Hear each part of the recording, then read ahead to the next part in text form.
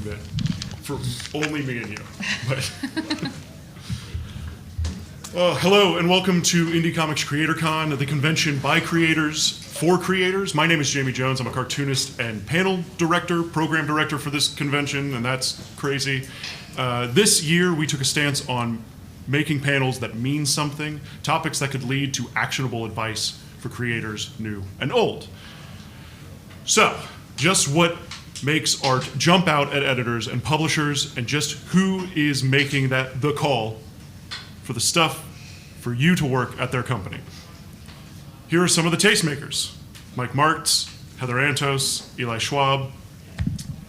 Now, oftentimes at these conversations around submissions and portfolio reviews revolve around an individual's ability. Work on your anatomy, work on your pacing. These are all good and true and always true advice, but they're a little broad, a little general. My hope today is that we can try to demystify the great and powerful Oz and see just what the man behind the curtain is actually looking for. Well, Oz was a fraud. Oz was a fraud, so much like me in this position. I don't know if that's the best analogy. So I'll just kick it over to you. What are you looking for? Well, it to be good, right? That's not vague at all. Right. No, nothing.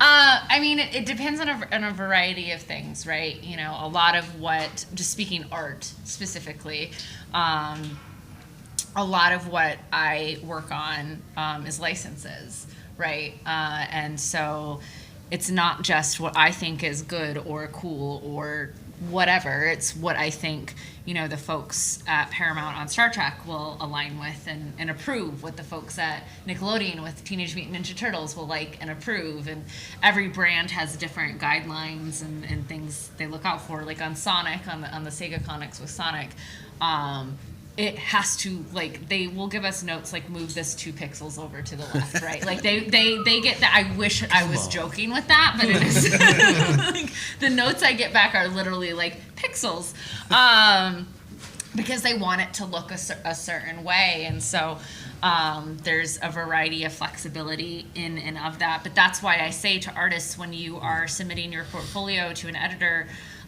do your research. Know the books the editor is working on, to make sure like you're setting yourself up for the best chance of success. You know, if say I'm an editor at like Marvel or DC and is only working primarily on superhero books, but the work that you are submitting is a little bit more like indie, cartoony, sketchy, you know, whatever. I might like your work, but I'm not going to be able to get you a job, right? And so I think doing your own research and understanding the goals of your submission is very, very important. Yeah, everything that Heather said. Knowing your publisher is going to be key. Every company is going to be looking for something a little different. Marvel and DC are looking for a very specific thing. You know, just superheroes, just action adventure, a certain type of art style, or several types of art styles. Companies like mine, like Mad Cave, or what Heather works for, IDW, we deal with a lot of licenses, so that's going to mean certain things, specific things in terms of both story and artwork. Both of our companies also deal with creator-owned comic books, and that's you know, that's a trickier thing, I think, to tackle, because you really have to get in there and understand the specific needs of the publisher, what they're looking for. Like for us, like in Mad Cave, a lot of people come in and say, I've got this superhero story to pitch, but there's already so many superhero stories taking place at Marvel and DC, so we intentionally don't do them. You know, we're looking for other things. And a creator will only know that if they reach out and ask. Otherwise, you're going to be kind of pitching blind. Yeah, and I kind of come from the other side of things, because as an independent publisher, I just am like looking for things that move me, you know? So I'm not bound by Star Trek as much as I wish I was.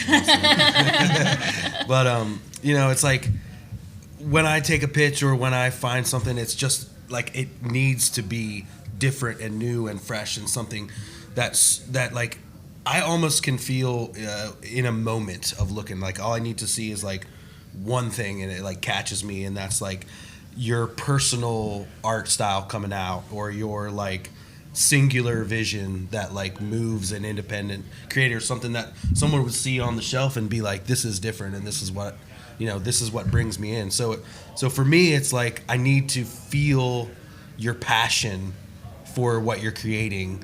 That's going to jump out at me, and that's going to jump out at the people that are looking for something new and fresh, like from an indie publisher. So I'm glad that I can be like, that you guys can all see these three different sides, you know, because it's all like, and that's what we all love about comics. Like everybody loves Ninja Turtles, right? And as much as I want to pitch Star Trek Ninja Turtles crossover to you every time, it's like, it doesn't have to be that, you know, it can just be the fusion of like your favorite things. Like my first comic I made too was just because I love music and Star Trek and Ninja Turtles. I literally combined those three things into like my first comic. And so it's like, and it became Monkey Lion and Intergalactic Afro-Funk Band on Tour Through the Galaxy. You just know what you love and you just make that thing into a thing. And then your love is felt, your like passion is felt by the people outside. I was gonna ask what music does Star Trek Ninja Turtle crossover listen to, but you just It's Afrobeat. funk. Yeah, It's it's Afro-funk. Afrobeat. Yeah, no, that's you just answered The that. guy plays a giant Moog synthesizer that's like a warp Perfect. drive. I love the this. base of it all. I love Nice. this. Yeah, Eli makes a great point in that there are so many different comics that come out every Wednesday, and to stand out amongst all those comics, your thing, whether it's your artwork or your story pitch or your series proposal, it has to be different. It has to really be unique. It's got to stand out. It's got to have its own voice. After a while, you see the same story repeating itself over and over. So for something new to get approved, for something new to get out there, it's got to be different, unique. It's got to stand out, have its own voice. It's just got to be special and unique amongst the rest of the crowd. It has to say something, you know. And that doesn't even have to be with words, right? I feel No, like it it's doesn't. But it has to speak to something greater than just like, wouldn't it be cool if, right? Yeah, exactly. And then it's like you just got to do it too, you know, because you love it. And I just, How fast are you guys at knowing what works and what doesn't work when it comes across your desk or comes across your table, right? Like if you're doing portfolio reviews or if you're just getting a cold email, how fast is it? This doesn't work for me, or this doesn't work for the company. Pretty quickly. yeah. Yeah, especially with artwork. I mean, artwork passing across my desk or email, you can tell after a few pages whether or not someone is ready for prime time, as they say. You know, if they've got what it takes for the big leagues, or if they're in that other category, which is like shows promise and potential. Keep showing me your work, keep practicing, because I think you're going to be ready like a year or two from now. With writing, much more difficult. You know, you can't just read one page of someone's comic script and understand and realize if they have what it takes to write not only an entire issue, but several issues in a row. You know, that requires a little more research and experimentation. It's a lot riskier to take a risk on a writer than it is on an artist. You know, I always prefer like to see someone else's body of work somewhere else. You know, maybe they did work for Heather or Eli, and then I can read that and I'm like, oh, okay, yeah, that's good, and I can take a chance on it. It's also a thing too, editors, like, you know, like this industry is such a small industry where, you know, I might know that Mike is working with a creator that I'm potentially interested in, and I'd be like, hey Mike, how's working with Eli, right? Like what's that like? You know, because it is, every time an editor is working with someone for the first time, it is an audition, it is a risk. You know, even with artists too, right? If you're committing 20 pages or a series to someone you've never worked with before, that's very, very scary as an editor. You know, because you just don't know if someone's going to ghost you or if they can take a note, or, you know, they say they can hit 4 pages a week, but can they actually hit 4 pages a week? Right, you know, it is a gamble. Yeah. And for me too, it's like it is almost instant. You said how fast is it? But then it's like also I'm investing this time and money in that book, and if it won't sell off my shelf in like 1 second for the reader too, because that's it. All it takes for them is 1 second. They look at the book and it's either like it's usually the cover, and is it colorful or something? It's like that's all it takes sometimes. For that person to be like, okay, I need to see this. So you got to sell it at all those levels. Do you have any just specific rules, right, going down the list of like a checklist of what you're looking for, or what makes somebody actually hireable? Is it just more of a feel? I know Eli's a feel guy. I'm sure if I love an Excel spreadsheet, and if you wanted me to make one that had a checklist of can they do anatomy or the backgrounds or whatever, I'm sure I could come up with one, but when you've been doing this as long as we have, it is almost an instinctual, you can see the je ne sais quoi, right? Just from having been in the industry and having to make these decisions so quickly. There's like 3 unwritten rules that I think a lot of us always use for new talent. Number 1 is the talent there, is the quality there. Do they have what it takes? Is the style good enough? The second thing is, can they meet the obligations of the deadlines? Can they turn stuff in on time? Are they timely and punctual? And then the third one, which sometimes is the toughest, is do they have a good attitude about it? Because when you get into the trenches with people and you're working with creators day after day, you want to make sure they're nice people to work with, and that they're good people to work with, and that they're not fighting things at every turn of the job. So, quality work, get it in on time, and have a good attitude about it. And that's the core 3 things that make for a good freelancer, a good creator. Yeah.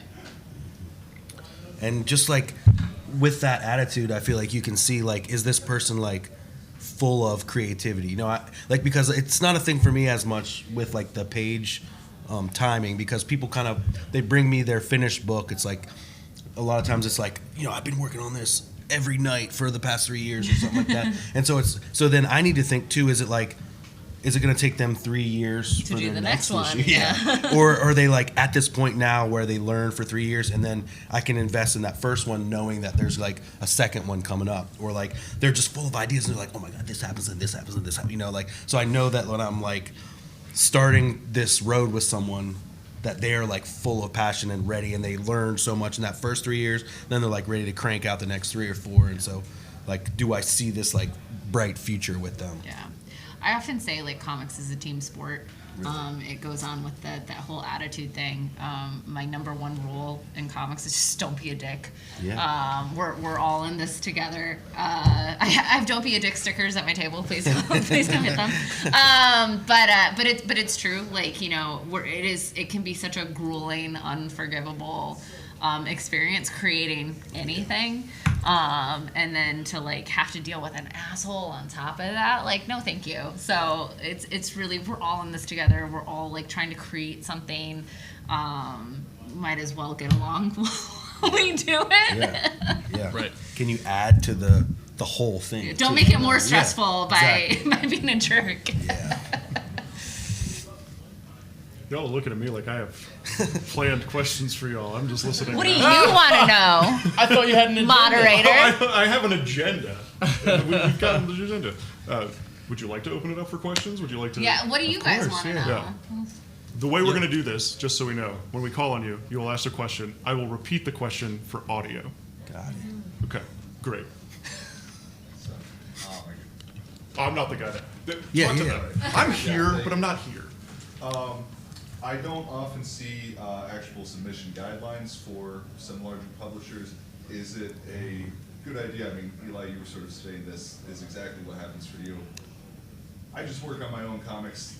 Is it best to just present that rather than sort of a portfolio of here's maybe me trying to stay on model necessarily for licensed characters, in your case, Heather, or maybe not potentially the work that I would be submitting to Man Cave, since you pick up independent stuff, but just an example of the work itself? Is it better to present a full finished product, or should I really try to hound down submissions guidelines? All right. So the question was, Sorry, yeah. That was good. Distill that. it's a good question. Is it when there's no submission guidelines posted, is it better to submit finished art that may not represent what is what the company is looking for, or is it better to make something new to submit that is quote unquote on model? So my question for you is, what are you submitting for? Are you submitting to get your own creator-owned work published and picked up, or are you submitting to get hired for any work-for-hire job? A little interested in both, I guess. Perfect. No, but that matters, Yeah, right? yeah. Because if you're looking to just like, I'm an artist, I'm hoping that you'll hire me for Godzilla or Turtles or whatever, right? That can be just as simple as running into an editor at one of these shows, showing your portfolio, being professional, saying, you know, I'd love an opportunity to, you know, to work with you or do test pages or whatever. And maybe you might be one of the lucky few that gets that business card, right? That gets that email, that then you can follow up there. A lot of publishers, I can't speak to Man Cave, but a lot of publishers these days just don't accept unsolicited submissions for a lot of reasons. Calling the chaos one of them, because if you have open submissions, then you know that's a lot that tends to come in. But there's also like legal reasons and things like that to protect both you and the publisher. But if you have a pitch that you want to submit, or a story you want to submit, and you have contact with a publisher, I say always ask if you can. You know, I have a pitch, I would love to submit it to you. You know, have your elevator, high concept, whatever, or just have that relationship with the editor. And you know, I'm a huge fan of your work. If there's ever an opportunity where I can pitch you, I'd love to send you something. And then the editor can then open that door and say, absolutely, send me your stuff. But it is a bit of a dialogue. Yeah, I think that, by the way, your question had many different levels to it, which is, I like. Yeah. It's interesting. Well thought. I always tell people, like, if you're just looking to get hired as an artist, I don't care what you're drawing, like in your portfolio or in your own comics that you're doing. Like, I had people who wouldn't show me Wolverine pages they drew when I was the Batman editor, and people who wouldn't show me Batman pages when I was the Wolverine editor. And I was like, stop. Just show me your pages. Like, I just want to see that you can draw. And if you pass that test first, like if you're you know, good enough to draw for whatever publisher is looking for people, then I think there could be like a second stage. Like if someone was auditioning for Star Trek or Godzilla or Dick Tracy or Flash Gordon, then after they pass the test, if they can draw, like I would say, all right, here's our guidelines for Flash Gordon. Can you give us a test page? You can show us that you can draw on model and be able to follow the specifications and everything. So with something like licenses or IP, there might be a second test.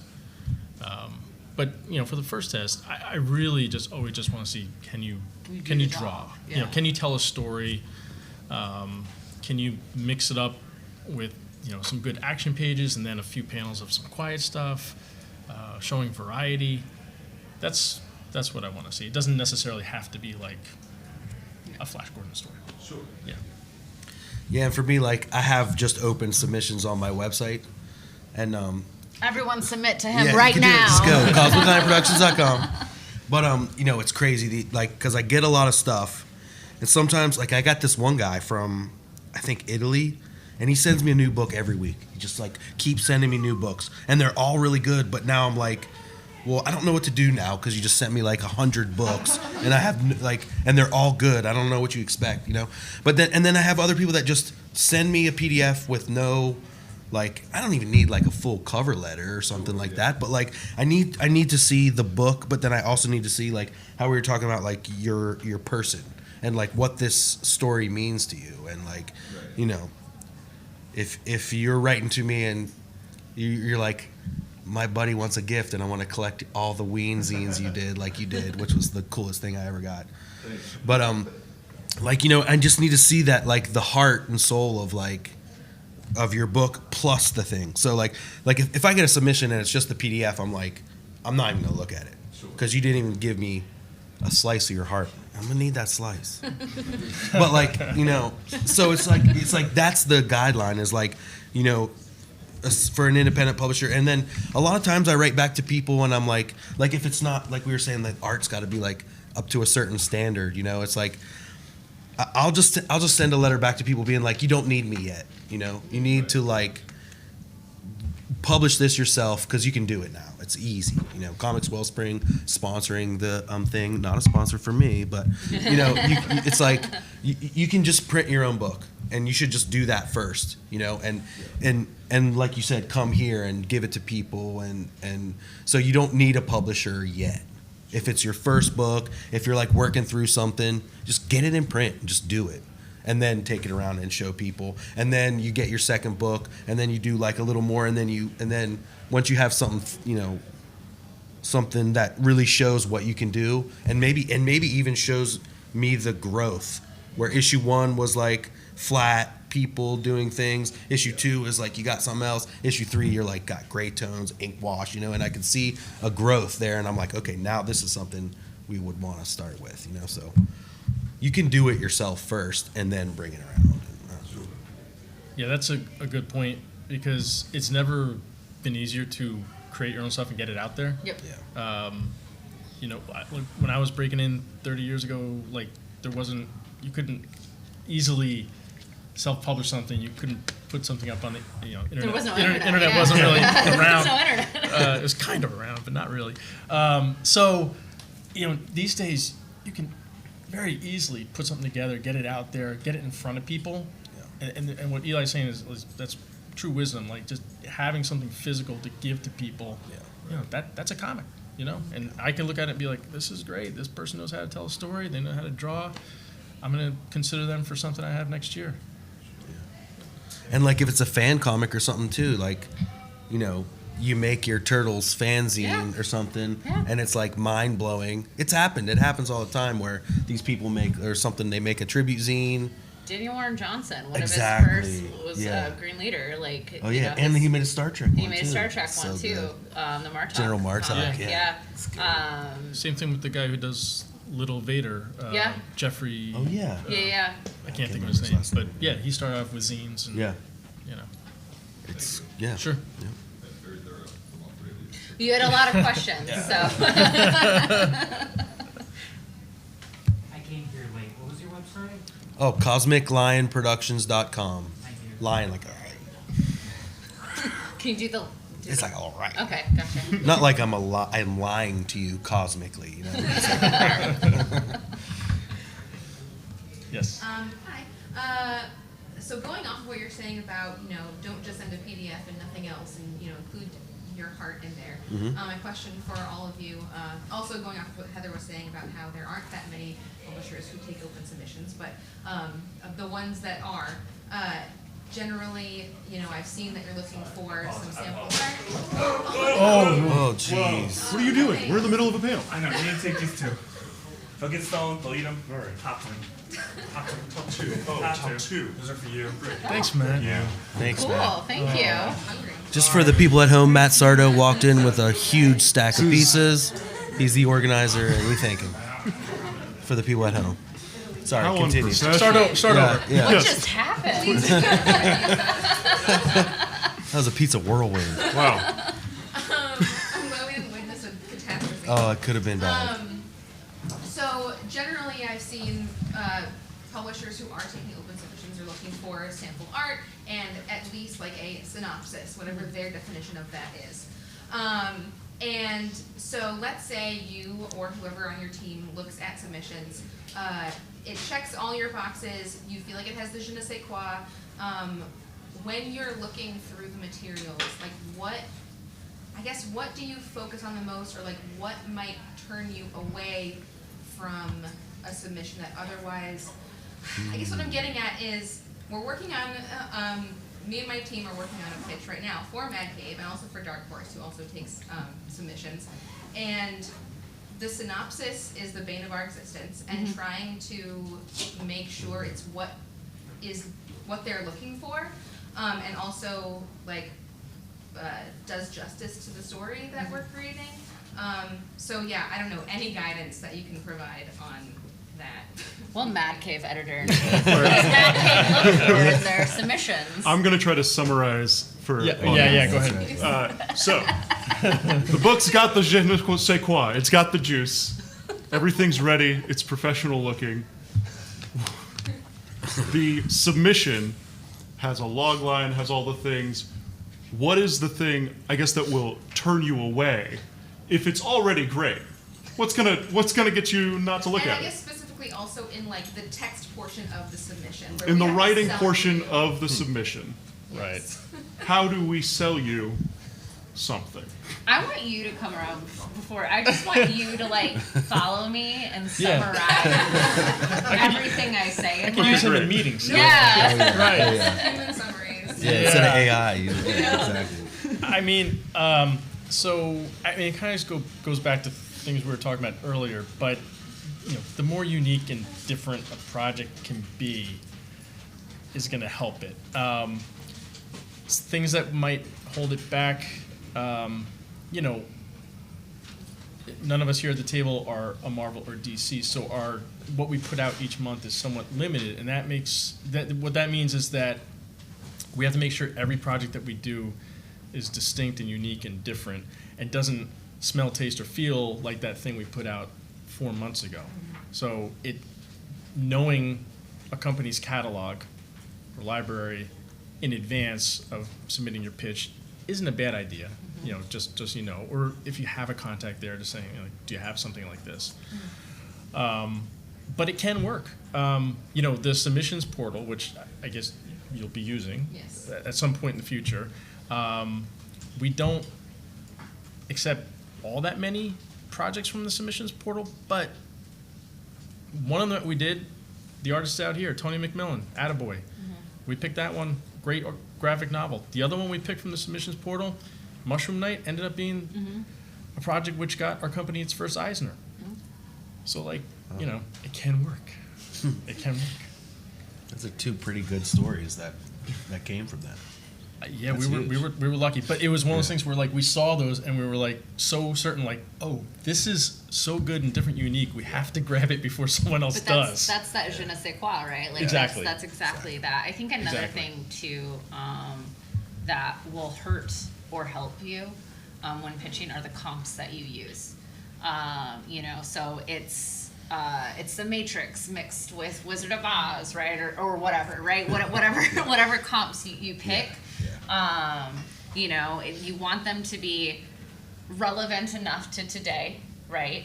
But not so specifically similar to what you're doing that you're a copy, right? That's tricky. But a lot of times, especially if I like a pitch, if I'm the editor, I'm like, ooh, this pitch, this is cool. But I now have to then take it and sell it to my boss and sell it to my sales team and marketing team and all the other people who need to sign off of it. They're not going to read through everything in the same way that I do. But having those comps and being able to say, that it's Matrix and Wizard of Oz, that might be the thing that's a bad story. I don't want that story. But John Wick, Wizard of Oz. There you go. That's my. that's mine. But that might be the thing where someone's like, oh, I know how to sell this. We can sell this. We can market it or whatever, something like that. They killed Toto, and now right. she's back for revenge. Exactly. But sometimes people include the most obscure comps that doesn't do you any favors, or they pick something that it's it's Superman mixed with Wolverine, and it's well, we don't do superhero stuff, so I'm just not interested, right? So being specific and intentional on those is important. And I think also because text is not what we're buying in the comic or whatever. So if your text is too like stuffy or too like corporate or something like that. Like you need to sell the fun in the text, you know. So having like little jokes or something like that. This is for me, maybe, you know, would definitely sell it. You know, where I can see the personality of the book. You know, your visual language somehow represented in text. Yeah. You know, like that pitch that I said for my book, the Intergalactic Afro-Funk Band on Tour Through the Galaxy, you know, it makes people laugh every time, and I still don't know why. Like, this is just a straight pitch for me. But it's probably my face or something. But it's just like, you know, that even on paper sells it because it's just there, you know. So and I guess it is fun and humor because it's like, what a weirdo, who thought of that? But like, you know, you got to sell the fun and the joy in just the text too, you know. So it can't be too stuffy or something like that, I think. Yep. I think we're about 10 minutes out. We have one question. Any more questions? So you're not sure how you're submitting books or exactly what you're going for, but if you have short stories, like if I'm building, I guess, towards a collection of short stories for myself, so like a 22-page book that I couldn't say there's an issue 2 coming if I was to send it to you guys. So I'm in the middle of the second story that I think could fit together within a thematic version of the book, but how would you approach kind of discussing that with people opposed to just having a table and having like 3 random floppies? Is there a way to kind of focus stuff that isn't ongoing? I don't know exactly how to ask. That one's tough, especially when it's like that 22-page one-shot size. size. You guys to do something with that necessarily. Yeah, that's tough as a publisher to then, you know. If you were to say that you're going to try and have like 3 short stories so that it's 80 pages long of a book or something, is that something reasonable to be building towards, or am I totally? That sounds like something that you would need to like spearhead, you know. I got a guy that I published too, and it's like, it's his like life stories. Tony Wolfe. It's an amazing book, Tales from the Wolf, but it's harder for me to sell. Like, this guy goes out there and he can sell that book to anyone. He's so good as a salesman. But when it's just me and he's not there with me, it's hard for me to sell that book because that's his life that I'm trying to sell. But for him, it's just like, this is my life. And you're like, whoa, dude, you're awesome. And so, you know, so it sounds like what you're building towards is something that's like a personal project. I mean, in the realm almost of like a 20-minute cartoon kind of a thing. Like, this curtain story is very Scooby-Doo, let's say. Scooby-Doo meets what? John Wick.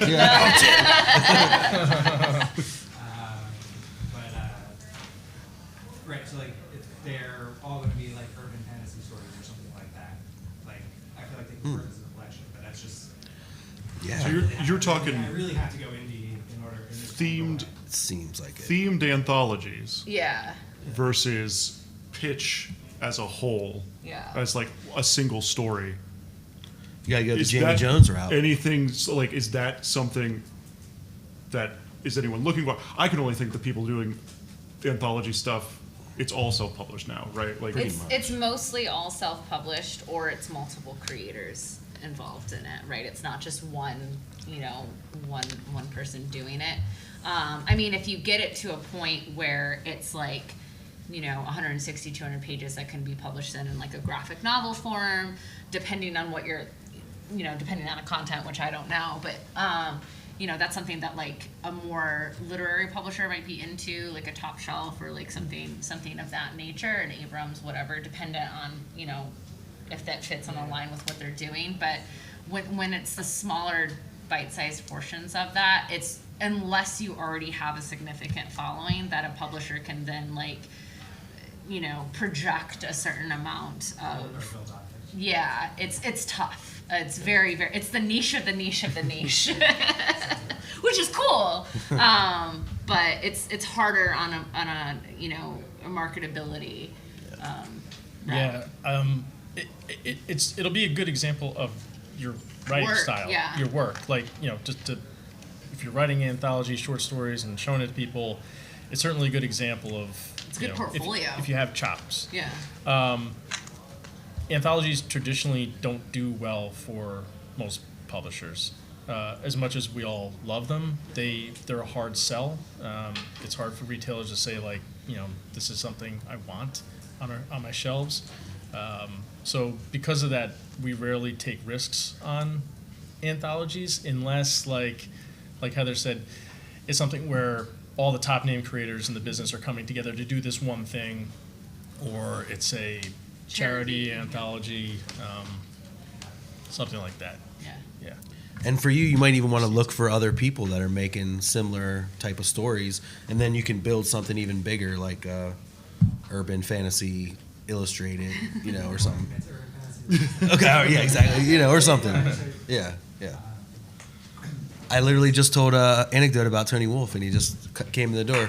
So there he is. Let's do that. Yeah, he's a great guy. So let's wrap this up. I have one last question. Oh boy. Yeah. So who's the last person that you found, and were like, oh, this is the person that I'm going to publish, or we're going to put into a book and do that? So I have a fun little story. The book hasn't been announced yet, so I can't tell you what they're doing. But there's an artist named Adrian Vanilla who I first came across in 2019 in Spain. I got invited to Spain for a comic convention. I did a portfolio review with them there. Like Mike said, this was someone who I'm like, you have chops. Stay in contact. You're gonna make it one day. Like you've got it. Fast forward to last year, I wrote a story in an anthology called Let Her Be Evil, and I asked him to draw my story in it because he had continued to do work and grow and progress.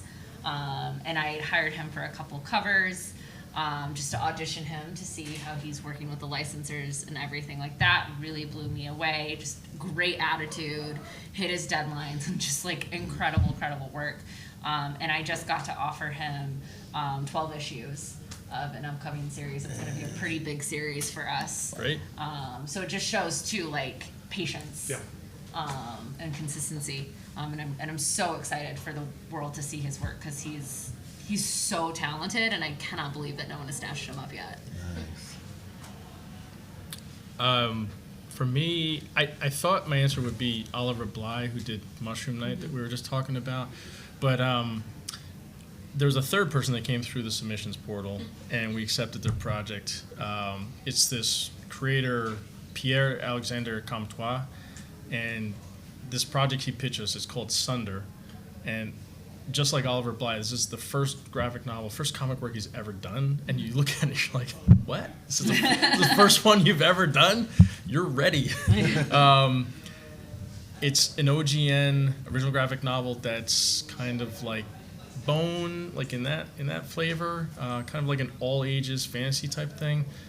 But it was just one of those like hit me on the head type of things. Like I saw it and like, oh, okay, how have you not been discovered by someone else?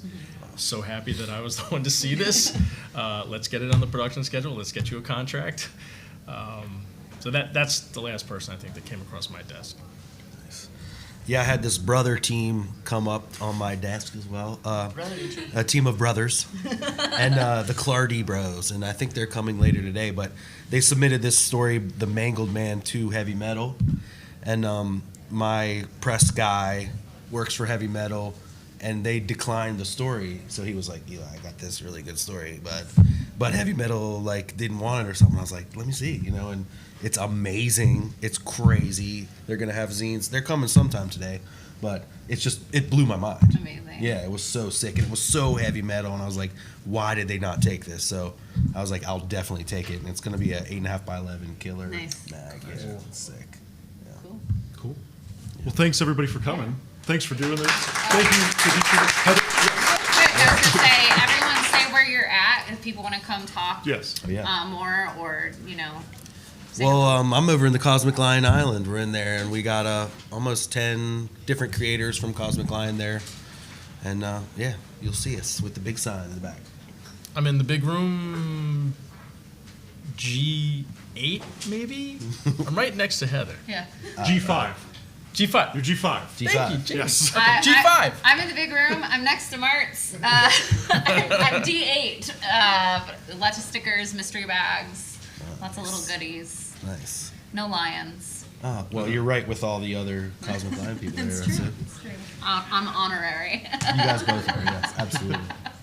Awesome. Well, thank Right. you. Thank you. Thank you for Jamie. coming. Thank Thanks you for all. being here. The next panel is at 1:45. It's asking good questions. Hope to see you here. All right. Thanks. Nice.